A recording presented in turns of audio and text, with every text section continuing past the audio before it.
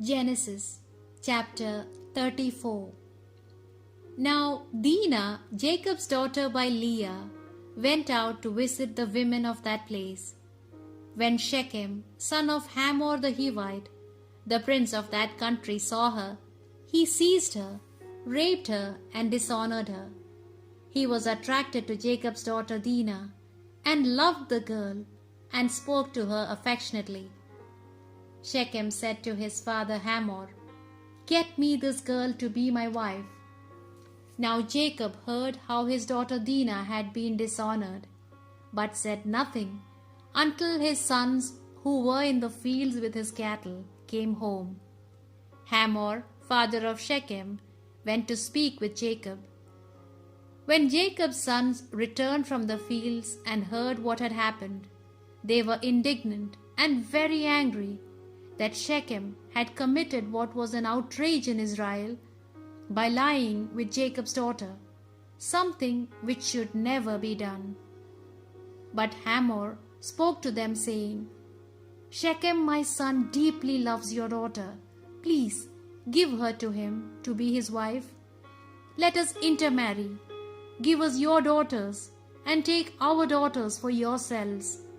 You will settle with us, and the land is there before you to live in it, travel through it, and acquire property in it."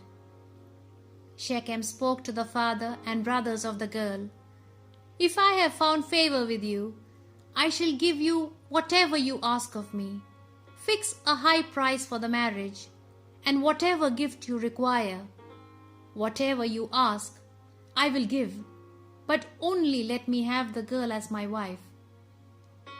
Jacob's sons gave a cunning answer to Shechem and Hamor, because Shechem had defiled their sister.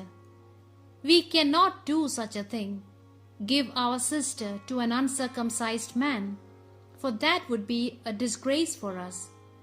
Only on one condition would we consent, that you and every male become like us and be circumcised. Then we will give you our daughters and take yours, live with you, and with you become one people. But if you do not listen to us and be circumcised, we will take our daughter and go." What they said pleased Hamor and Shechem his son.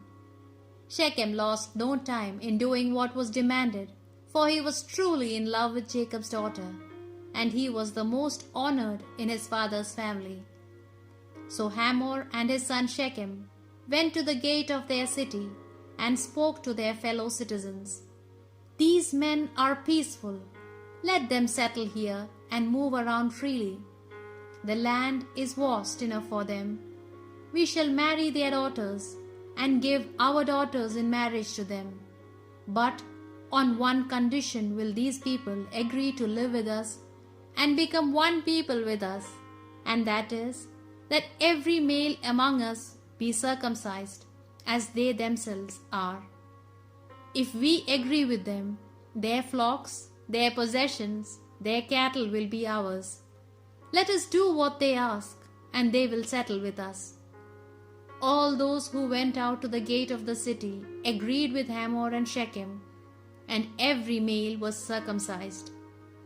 3 days later, when they were still in pain, 2 of Jacob's sons, Simeon and Levi, Dinah's brothers, taking their swords, entered and took the town by surprise, and slew Hamor and Shechem and all the males.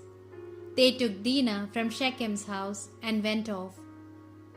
Jacob's other sons came upon the dead bodies and plundered the city, because their sister had been defiled.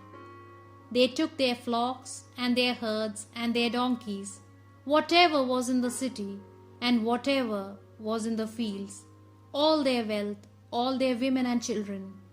They plundered all that was in their houses. Then Jacob said to Simeon and Levi, "You have brought trouble on me, making me hateful to the people of this land, the Canaanites and the Perizzites.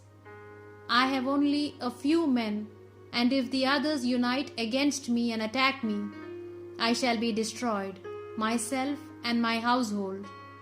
But their reply was, "Is it right for him to treat our sister as a prostitute?"